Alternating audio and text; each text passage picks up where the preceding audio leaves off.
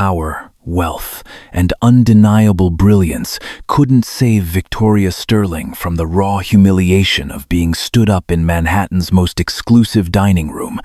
Ready to flee the pitying stares, her retreat was abruptly halted by a tired father whose simple, unexpected invitation would completely unravel her carefully guarded empire.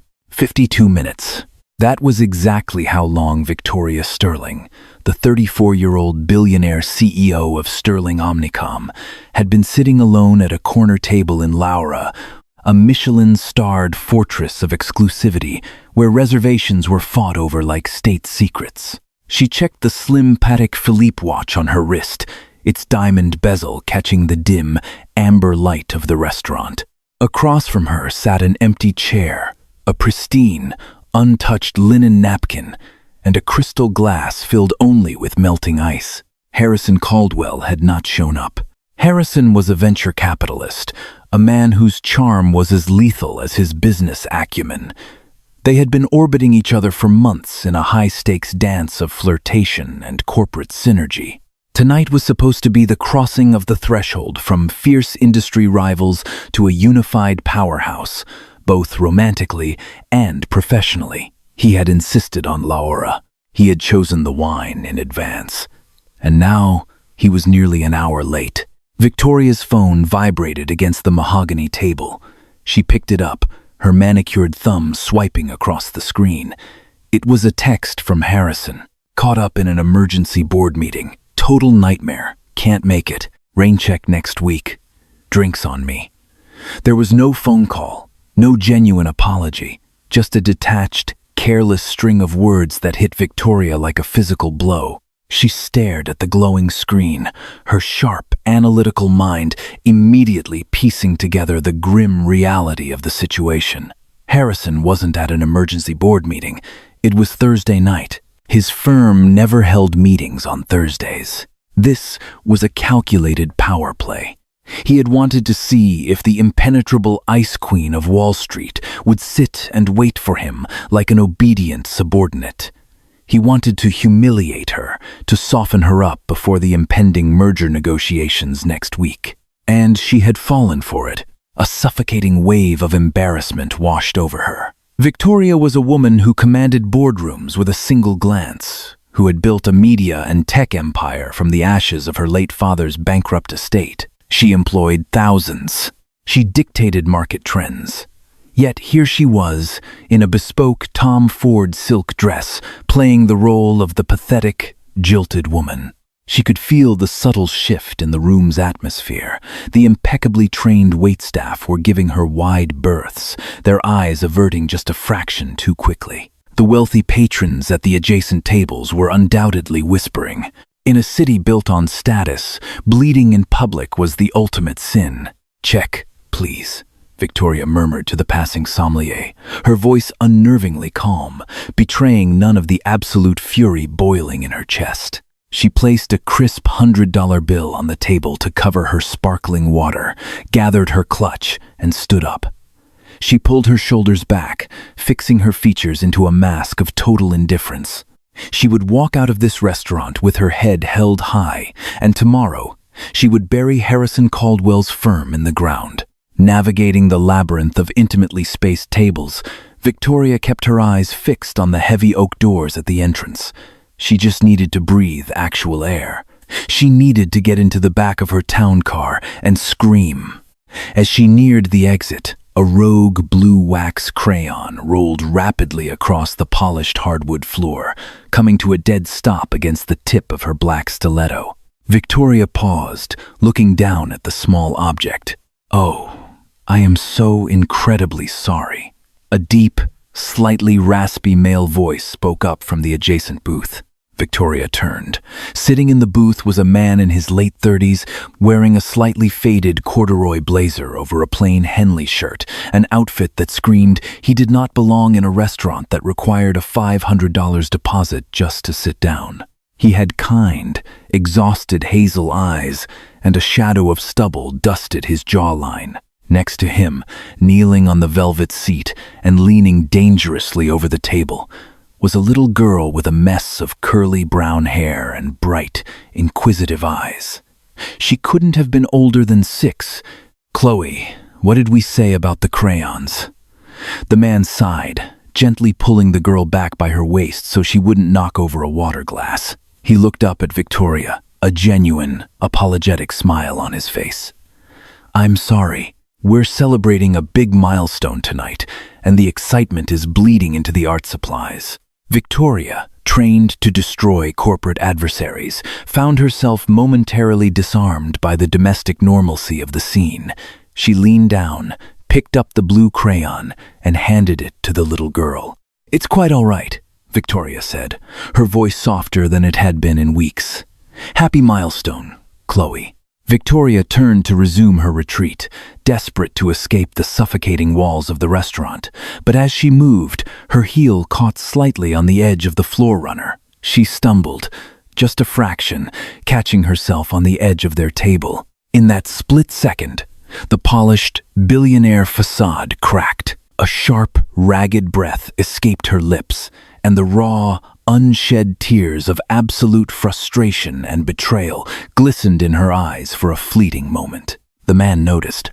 People usually only saw Victoria Sterling, the CEO. They saw the money, the power, the ruthless ambition. But this stranger, sitting in a faded jacket, looked at her and saw exactly what she was in that moment. A woman who was breaking apart inside. He glanced at the empty dining room behind her, then at the heavy doors she was fleeing toward. He didn't offer pity. He didn't ask if she was okay, knowing a woman like her would instinctively lie. Instead, he shifted slightly in his booth, gesturing to the empty space across from him. "Excuse me," he said gently, his voice carrying a quiet, anchoring weight.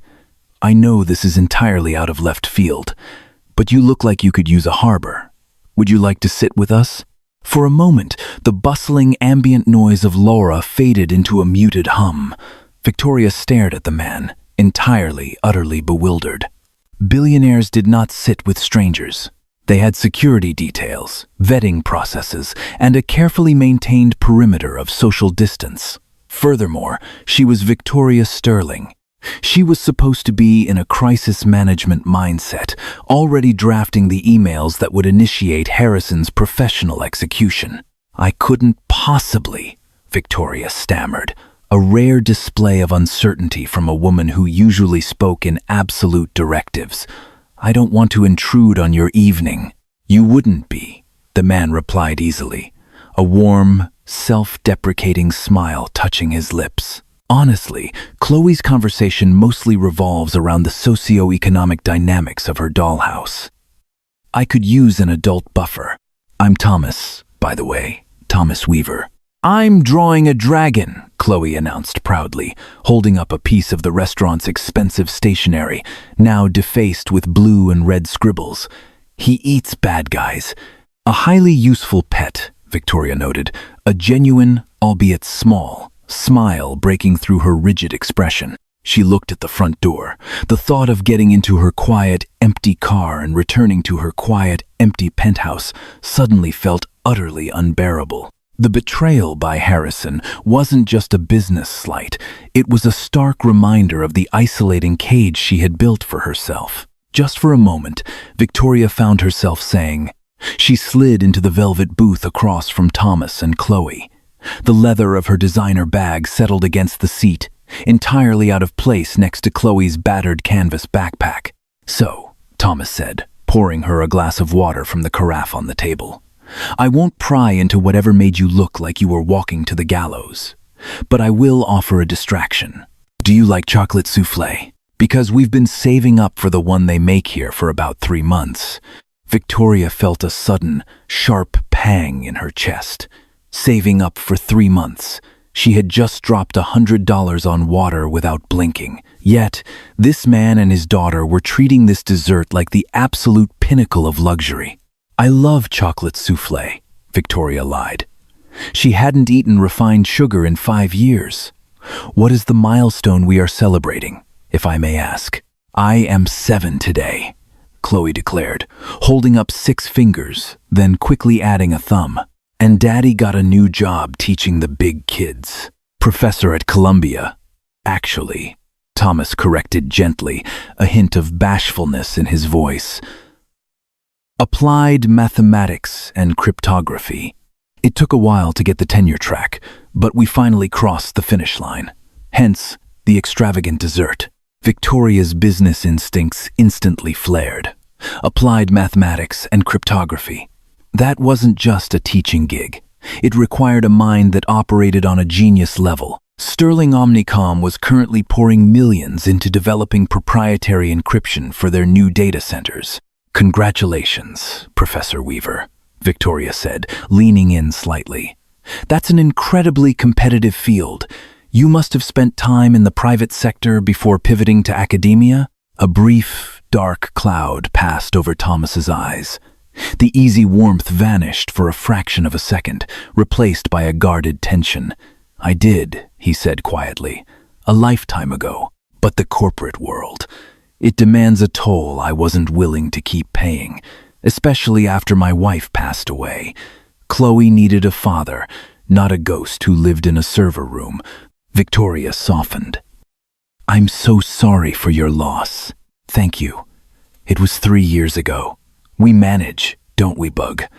Thomas tapped Chloe on the nose, and the little girl giggled.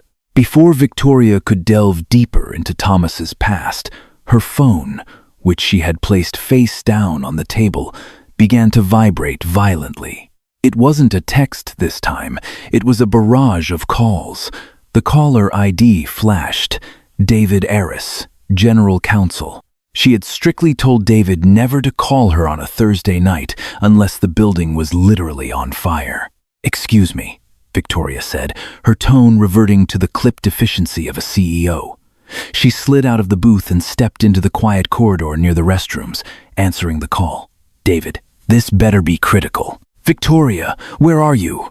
David's voice was frantic, bordering on hyperventilation. Are you with Caldwell? No, Victoria replied, her stomach tightening. He stood me up. Why? It was a smokescreen, Victoria. A massive one, David breathed heavily. While you were waiting for him, Caldwell's firm filed a hostile tender offer for Sterling Omnicom. He's been buying up proxy votes in the dark for months. 2 of our board members, Richard and William, just flipped. They're backing Caldwell's bid to oust you as CEO. It's going to hit the Financial Times wire in 10 minutes. The hallway seemed to tilt. The blood drained from Victoria's face, leaving her entirely numb. Harrison hadn't just stood her up to embarrass her. He had lured her out, isolated her, and kept her distracted while he drove a knife directly into the heart of her life's work. He had used her own guarded attempts at romance as a weapon. Victoria, are you there? David panicked. We need to call an emergency counterboard meeting right now. If we don't block this by morning, he's going to acquire enough voting power to strip you of your majority control. Call the loyalists, Victoria said, her voice dropping to a terrifying, deadly calm. Get them on a secure line in 30 minutes. I'm on my way to the office. She hung up the phone. Her hands were shaking. The empire she had bled for, the company that was the only tangible connection she had left to her father, was slipping through her fingers. She walked back to the dining room, her mind racing with defensive strategies, poison pills, and legal loopholes. She approached the booth to grab her coat, ready to offer a hasty goodbye to Thomas and Chloe. But as she reached the table, she saw Thomas holding her forgotten clutch. He was staring at the small, embossed logo on the leather, the distinct silver S interwoven with an O, the logo of Sterling Omnicom.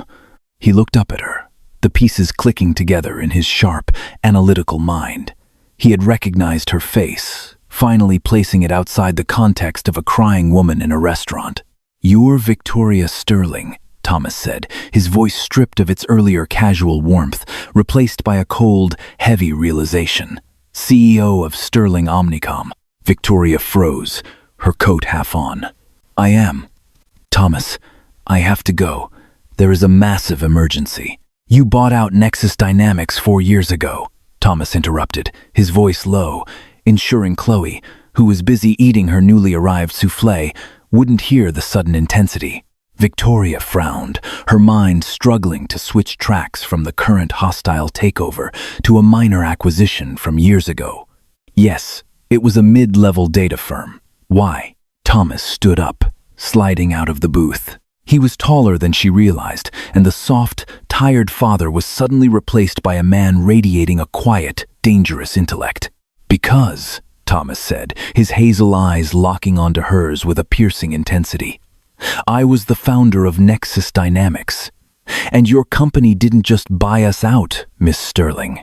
You stole my proprietary algorithm, buried my patents under endless litigation, and bankrupted me while my wife was dying of cancer. The air left Victoria's lungs. The harbor she had just found was suddenly an active minefield. Now, Thomas said softly, the restaurant bustling obliviously around them. Tell me exactly why Harrison Caldwell's venture capital firm just initiated a hostile takeover of your company, using the exact same backdoor algorithmic loophole I designed for Nexus 5 years ago. The silence, stretching between Victoria and Thomas, was deafening, a vacuum sucking the air from the opulent dining room of Laura. The clinking of silver on porcelain and the low hum of wealthy patrons dissolved into meaningless white noise. Victoria stared at the man in the faded corduroy jacket, the puzzle pieces violently snapping together in her mind. Nexus Dynamics. She remembered the name now, buried deep in a quarterly briefing portfolio from 4 years ago. It had been categorized as a strategic elimination, a small, aggressive startup holding encryption patents that threatened Sterling Omnicom's cloud dominance. She had signed the authorization for the acquisition, trusting the recommendation of her aggressive external acquisitions consultant. That consultant had been Harrison Caldwell. Thomas, Victoria started, her voice a fractured whisper. I didn't know about the litigation. Or your wife. The acquisition was handled by an external strategy firm. I signed the executive summary. An executive summary that authorized my financial ruin, Thomas replied, his tone devoid of yelling, which somehow made it worse. It was the cold, hollow sound of a man who had survived absolute devastation. Your legal team filed 32 separate injunctions against me in 6 months. They drained my venture capital, froze my personal assets, and forced a fire sale of my life's work. By the time Sarah was moved to hospice, I couldn't even afford to keep her in the private wing. Victoria felt physically ill. The polished, impenetrable armor she wore every day shattered completely. She was a billionaire who prided herself on ethical leadership, on being better than the ruthless titans who had preceded her. Yet, her blind trust in Harrison Caldwell had built her empire on the ashes of this man's family. I am so deeply sorry, Victoria said, and for the first time in her professional life, the apology was completely, painfully raw. She looked at Chloe, who was blissfully scraping the last remnants of chocolate from her ramekin, oblivious to the ghosts her father was confronting. Victoria took a trembling breath, forcing her CEO instincts to reignite through the guilt. She looked back at Thomas, her eyes hardening with sudden clarity. You said Harrison's firm is using your algorithmic loophole, Victoria stated urgently, glancing at the time on her phone. She had 24 minutes before the European markets opened and the news of the hostile proxy takeover leaked, triggering a catastrophic sell-off. How do you know that? Because it's a backdoor I designed for Nexus before the buyout, Thomas explained, his academic mind naturally pivoting to the technical reality, even through his resentment. It was a dark pool aggregator meant to secure voting rights, anonymously for decentralized tech co-ops. It masks proxy accumulations until a critical mass is reached. If Caldwell's firm is filing a hostile tender tonight with flipped board members, they used my architecture to hide the stock accumulation from your SEC compliance monitors. Victoria's mind raced. Harrison had kept the Nexus algorithm for himself. He had spent 4 years weaponizing the very tech she had bought, preparing to use it against her. Thomas, listen to me, Victoria said, leaning across the table, her voice urgent and stripped of all pretense. Harrison Caldwell is the man who advised the Nexus buyout. He orchestrated the litigation strategy. He is the one who wanted your company destroyed so he could steal the architecture. And right now, he is using it to strip me of everything I have." Thomas stared at her, a flicker of shock finally breaking through his guarded expression. "If he succeeds tonight," Victoria continued, her tone urgent, "Harrison Caldwell becomes the majority stakeholder of Sterling Omnicom.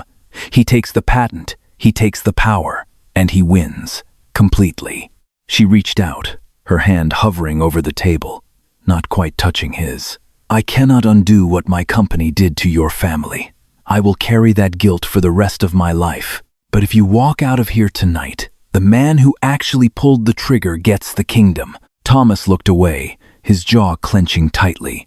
He looked at his daughter, then down at his scarred hands. The academic tranquility he had fought so hard to build over the last 3 years was colliding with a burning, unresolved need for justice. "What do you want from me?" Thomas asked, his voice rough. "I need you to come to my office," Victoria pleaded.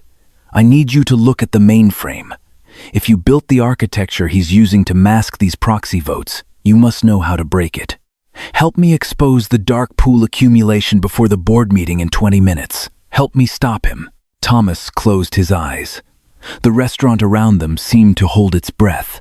"And if I do?" he asked, opening his eyes to meet hers with a piercing glare. "I will transfer the Nexus patents back to your name by sunrise," Victoria promised without a second of hesitation. "I will grant you a $20 million endowment for your cryptography department at Columbia, no strings attached. And I will publicly sever ties with Caldwell's firm, exposing his corporate espionage." It was a staggering offer. It was the restoration of his legacy. Thomas looked at Chloe. "Bug," he said softly, "how would you feel about a very late-night field trip to a really big office building?" Chloe looked up, her face smeared with chocolate. "Can I bring my dragon?" "You can bring the dragon," Victoria said, a breathless wave of relief washing over her. "In fact, we're going to need him."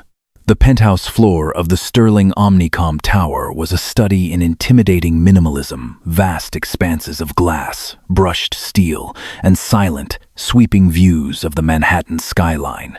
At 11:45 p.m., it was normally a tomb of quiet power. Tonight, it was a war zone.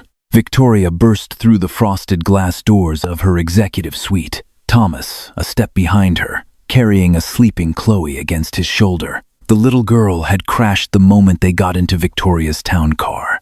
David Aris, the general counsel, looked up from a conference table littered with legal briefs, his tie undone and sweat gleaming on his forehead. He froze when he saw the towering man in the faded corduroy jacket carrying a child. "Victoria, what is this?" David demanded, his voice cracking with panic. "The emergency board call initiates in 12 minutes. Richard and William are already logged into the secure line, and Caldwell's attorneys just forwarded the formal tender documentation. We are locked out of the proxy servers. We can't even see how many shares he actually controls." "This is Thomas Weaver," Victoria said, tossing her designer coat over a chair and pointing toward her private terminal. "He's going to get us into those servers." "Weaver?" David's eyes widened in horror. "Nexus Weaver. Victoria, are you out of your mind? He has every reason to burn this building to the ground." "David, shut up and get Caldwell on the line," Victoria snapped, her CEO persona fully resurrected. She turned to Thomas, her voice softening slightly. "Put her on the couch in my private office. It's soundproof." Thomas nodded, gently laying the sleeping girl onto the plush, curved sofa in the adjoining room. He draped his corduroy jacket over her, lingering for a second to brush the curls from her forehead. When he walked back into the main war room, his demeanor had shifted entirely. The tired father was gone. In his place was the brilliant, obsessive architect who had once built systems that terrified Wall Street. He sat at Victoria's terminal, his fingers flying across the mechanical keyboard with a speed that made David blink. Lines of code, server logs, and encrypted firewalls reflected in Thomas's focused hazel eyes. "He's using a phantom node routing system," Thomas muttered, more to himself than to them. "He's taking the proxy votes he bought, slicing them into microshares, and bouncing them through offshore shell registries so your compliance software reads them as background noise. Can you stop it?" Victoria asked, standing right behind his chair, the scent of her expensive perfume mixing with the ozone smell of the server racks. "He modified my original code," Thomas noted, a grim smirk playing on his lips. "He made it more aggressive. But Caldwell is a finance guy, not an engineer. He didn't build this house. He just stole the keys. And he didn't realize I left a back door in the basement." "Victoria," David interrupted, holding a glowing tablet. "The board is on the line. Caldwell is on the line." Victoria took a deep breath, her eyes locking with Thomas's for a fraction of a second. He gave her a single, sharp nod. She walked over to the speakerphone console and pressed the unmute button. "Good evening, gentlemen," Victoria said, her voice dripping with absolute terrifying calm. "Victoria." Harrison Caldwell's voice echoed through the room. It was smooth, patronizing, and utterly infuriating. "I'm sorry I missed our dinner. As you can see, I had pressing matters to attend to. Matters concerning the future leadership of this company. A hostile takeover based on illegal proxy accumulation, Harrison," Victoria countered, leaning over the table. "That's a bold move, even for a vulture capitalist." "It's only illegal if you can prove it," Harrison chuckled softly. "By the time the markets open in London, my firm will register 51% of the voting shares. The board has lost confidence in your emotional leadership, Victoria. Richard and William agree it's time for new management. You're out." Behind Victoria, the frantic clacking of Thomas's keyboard suddenly stopped. "He's routing the final batch of proxy registrations right now to hit the dark pool ledger," Thomas whispered urgently, pointing at a loading bar on the screen that was rapidly approaching 90%. "If that hits 100, they lock into the official SEC registry. It's game over." "Stop it," Victoria mouthed to him. "I need a distraction," Thomas whispered back, his hands hovering over the keys. "I have to force a manual reset on the host server, but if his automated system detects the lag, it will splinter the data and we'll lose it forever. Keep him talking. Make him angry. I need 30 seconds of his undivided attention so he doesn't check his own terminal." Victoria turned back to the speakerphone. She needed to hit Harrison where it hurt most, his ego. "You know, Harrison," Victoria laughed, a cold, sharp sound that echoed in the glass room. "I spent the last hour trying to figure out how a man with your pedestrian intellect managed to bypass my security grid." There was a slight pause on the line. "Excuse me?" Harrison said, his smug tone slipping slightly. "I realized you didn't do it," Victoria continued, pacing the room. "You stole a 5-year-old algorithm from a dead startup because you couldn't engineer a hostile takeover on your own merits. You're not a visionary, Harrison. You're just a glorified pawnbroker playing with someone else's toys." "Watch your mouth, Victoria," Harrison snapped, his voice rising in anger. "I own this company now." "You own nothing," she pushed harder, her eyes glued to the loading bar on Thomas's screen. 94%, 95%. You destroyed Nexus Dynamics because you were threatened by a man who possessed 10 times the brilliance you do. And now, you're using his ghost to try and scare me? It's pathetic. That ghost made me a billionaire," Harrison shouted, his temper finally snapping, taking the bait completely. "I crushed Thomas Weaver into dust, and I used his genius to buy your board out from under you. So call me whatever you want, Victoria, but tomorrow morning, you'll be calling me boss." In the silence that followed his outburst, a sharp, decisive clack echoed through the room as Thomas hit the enter key with finality. The loading bar on the screen froze at 99%. Then it shattered. The screen cascaded into a waterfall of red error messages, followed by a sudden, total wipe. The proxy ledgers reset to 0. Thomas leaned back in the chair, a slow, deeply satisfied breath escaping his lungs. He looked up at Victoria. "The phantom nodes are collapsed," Thomas said clearly, his voice carrying perfectly to the speakerphone. Every illegally masked proxy share he accumulated just reverted to a frozen, unverified status in the SEC database. He has zero voting power. Dead silence hung on the phone line. "Who is that?" Harrison stammered, his voice suddenly very small. Victoria walked over to the console, a fierce, triumphant smile breaking across her face.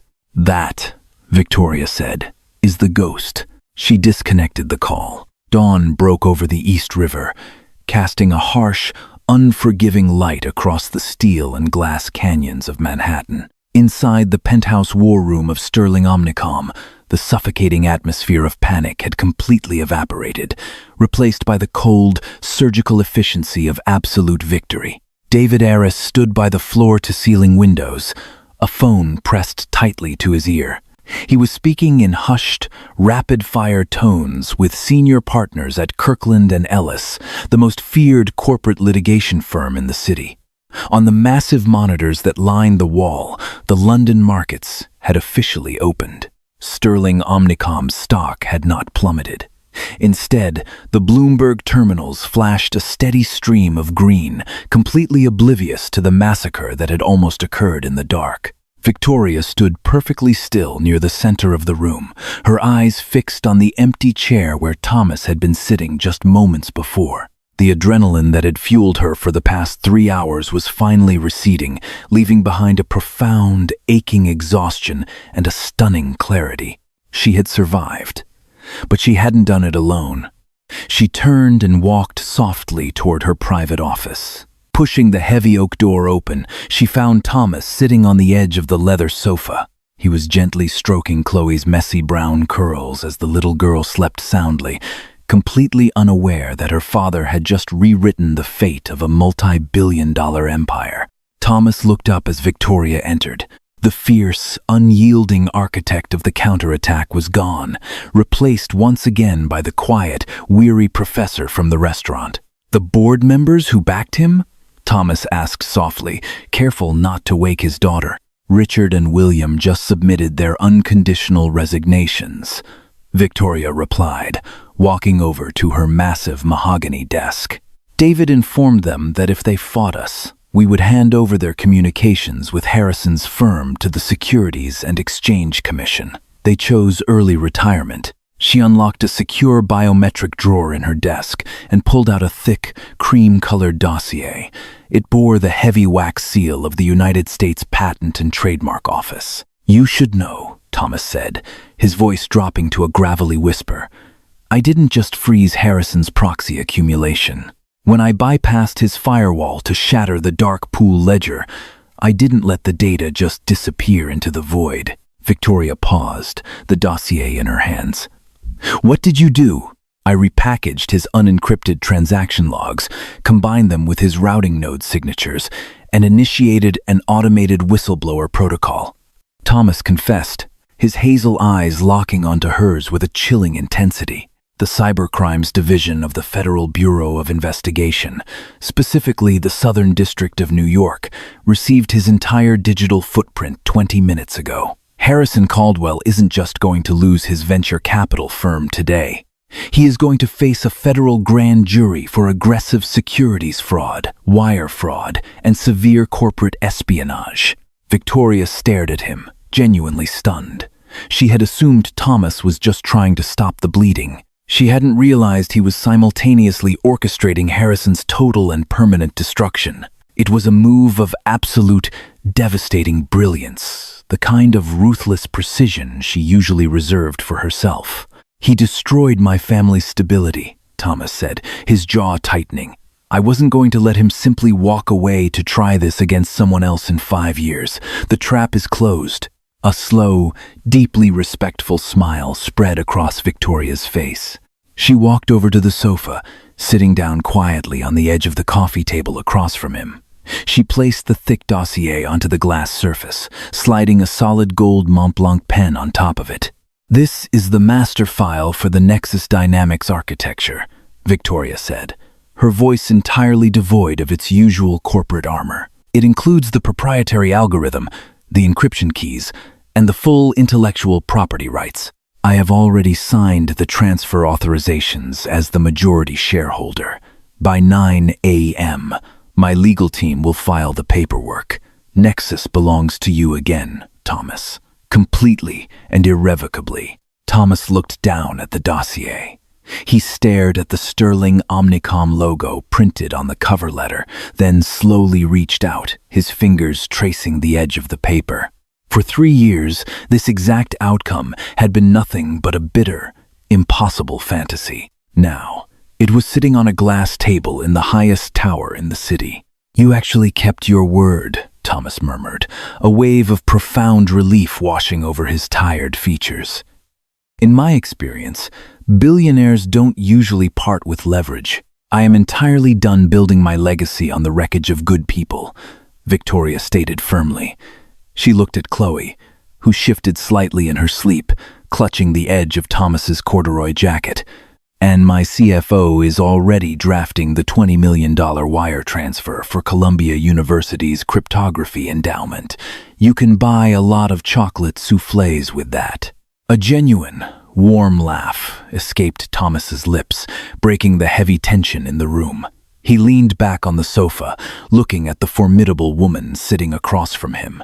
Her designer dress was slightly wrinkled, her perfect makeup was fading, and yet she looked more powerful and radiant than she had when she first walked into the restaurant. "So, what happens now, Victoria?" Thomas asked, the question carrying a weight that extended far beyond the immediate corporate crisis. "Now?" Victoria smiled, standing up and brushing an invisible piece of lint from her skirt. "Now, I am going to completely restructure the ethics and acquisitions board of this company. And then, Professor Weaver, I am going to buy you and your daughter the biggest, most absurdly expensive breakfast in Manhattan. I believe I owe you a proper date." Thomas looked up at her, the ghosts of the past finally settling into a quiet peace. "We know a great diner," he said softly, "but you might have to help Chloe color her dragon." Power no longer felt like a solitary cage. Victoria kept her promise, transferring the critical patents and funding the Columbia endowment.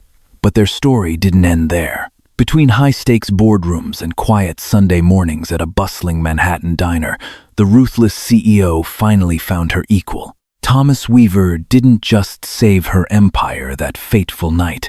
He effortlessly dismantled her walls, proving that the greatest investments are rarely financial.